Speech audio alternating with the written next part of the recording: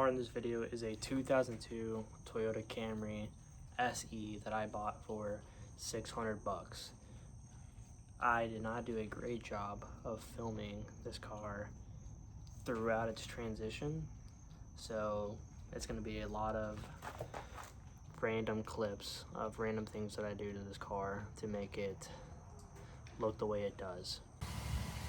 The car was infested with roaches whenever we got it.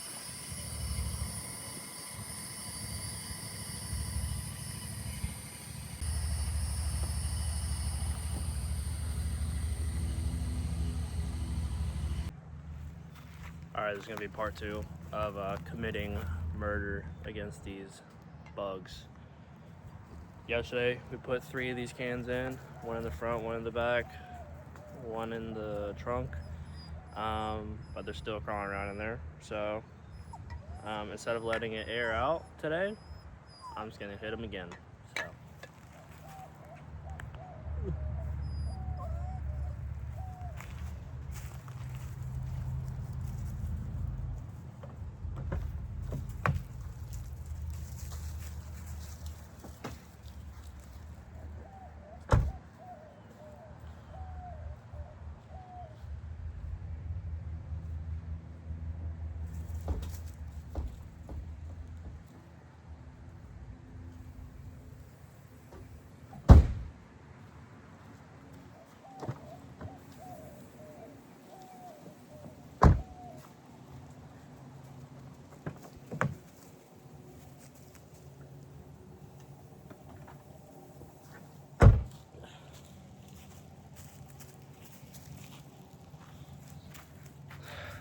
Hopefully that works better.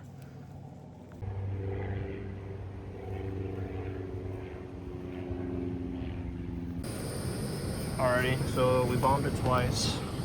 You can already see there's already a bunch of dead bugs in here. There's still a couple crawling around, but for the most part, I think it killed most of them. So we got it all started up. We let it air out for quite a few hours since we bombed it twice. So now we're gonna go ahead and pull it up and we're gonna vacuum it all out, get in all the crevices, and make a determination on whether we need to bomb it one more time. We got the Camry all pulled in. We are going to be cleaning the inside of the car. Mildly, we're not doing a full detail. We're just getting it cleaned out so it looks semi-presentable, so I don't mind getting in it and driving it somewhere if we need to. Alright, we got the Camry all pulled in. Now you get all this all cleaned up, vacuumed up inside. I don't know what that was, but I'm gonna try to vacuum them up. But bunch of dead. Oh, there it is. That is a spider. I don't know what kind of spider that is. But we're gonna try to get all this cleaned up the best of our abilities, and then we're gonna detail the outside. So the Toyota Camry's up in the air. We've been having problems with the driver's side rear tire. Has been deflating, usually over a time of like 2 days. So we just pulled the tire off to see if we can find where the air leak is coming from. Maybe if there's like a nail or something in there. However, we found something else. So looked around the whole rim, couldn't find anything, but I found this little spot right here that is bent, and air is coming out right here. As you see, there's bubbles forming, so that's not good. So I looked at the spare, got the same thing, and we got better tread. So what I'm gonna do is I'm just going to throw the spare on, and that's going in there, and we're not even gonna think about it anymore. So happy that I don't have to fix this rim technically, because I'm really just trying to flip this.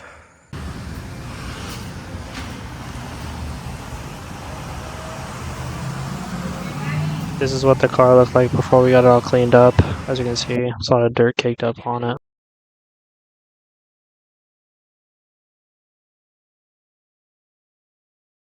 Alrighty, so now that we got the car all nice and clean, we're gonna be replacing hubcaps. These are the new ones I just got. It's gonna make this car look 10 times better. taking this old one off. And then, I mean, as you can see, the paint cleared up pretty nice. Wasn't perfect, but these new hubcaps is gonna make it look a whole lot better. And there she is, 2002 Toyota Camry. I did a headlight correction on this, but it's still pretty yellow. I don't think I bought the best kit, but new hubcaps on there. It's looking pretty good. We're gonna get the professional camera out here, take some good photos of it, and then probably list it on Marketplace and see what kind of trade offers we can get on it.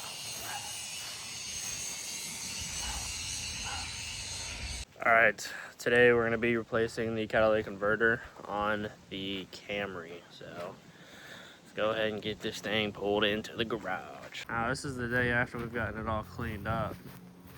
Man, looks like a respectable car now, you know. So let's go ahead and pull this under the shade because it is hot out here. Any bugs? What do you think? I don't see any. All right. Alrighty, I'll pull it in. So we're replacing the catalytic converter on the top end. I think they have two of them, one right here, one kind of in the middle. I'm hoping this is going to be the one to fix it. So we got 4 bolts here, 1, 2, 3, 4 to get this cover off. We'll also have to remove this oxygen sensor, which you can also just remove it from this clip. But we're going to see if we can get it unbolted first. Already, we got the cover off. So those 4 bolts were actually the only ones holding on the cover. Those other ones just go to this heat shield that goes around the catalytic converter. But compared that one to that one, they look the same. So next step is we got to remove these. 1, 2, 3, 4, 5 of them, it looks like. And then looks like we got a couple mounts down here. 1, 2, and then on the bottom side there'll be 2 more, which are these that we'll have to remove. And then I think we're on the fast track to getting it out. I end up removing this plug, and then we'll do that one because that one is kind of covered by the shield, so I want to be able to get a grip on it so I don't strip it out. Also, the plug that this plugs into is broken, so they had it zip tied on there to make sure it didn't come loose. So I guess I'm gonna do the same thing because I'm not throwing more money than I have to in this car. Alrighty, so I'm gonna show you all a little trick. So all of these bolts are super easy to get with. I'm gonna get out. I just got a little bitty extension and a deep socket. This one, however, is harder because the alternator is in the way. But a trick is if you remove the top engine cover, the plastic, and you move that wiring out of the way, kind of pin it to the side, you can get a wrench in there and from the top, and then you can wrench on it from the side. No YouTube videos that I watched on doing this showed that part, so of course they wouldn't show the hardest part. But anyway, now we're gonna continue backing out all these bolts. As easy as 1, 2, 3, it's out. All right, there's the old one. We'll have to remove these heat shields and the oxygen sensor and put in our new one. A little tip for whenever you do it, where is it at? There's a bracket somewhere that I just had in my hand. This is it. This is the exhaust bracket. It bolts up to the exhaust and to the engine. I try to remove it just from the exhaust. I did the other side the right way because there's 2 bolts for it. As you can see right here, I removed this one, but then I didn't realize there was a second one, so I went ahead and just removed it from the engine. But if you don't do the same on the other side, you're not gonna be able to wiggle it out. So you might as well just remove only the one mounted to the engine. But let's go ahead and get this all switched over. I'm already over this project. Alrighty, we got new manifold in. I'm not sure if this is gonna fix it. I did give it a brief startup to see if I felt any leaks around the manifold. I couldn't really tell, to be honest with you. But whenever I started it up, the code didn't clear immediately. I'm gonna try to clear it manually to see if anything changes. Gotta put the O2 sensor back in and zip tie it back up.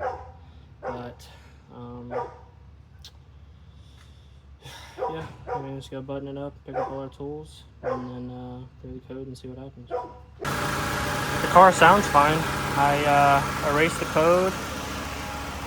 I don't know if it's popped back up yet. It has popped back up. Let's see what we got.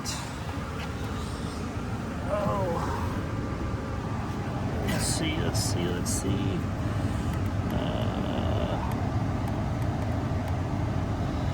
Rescan.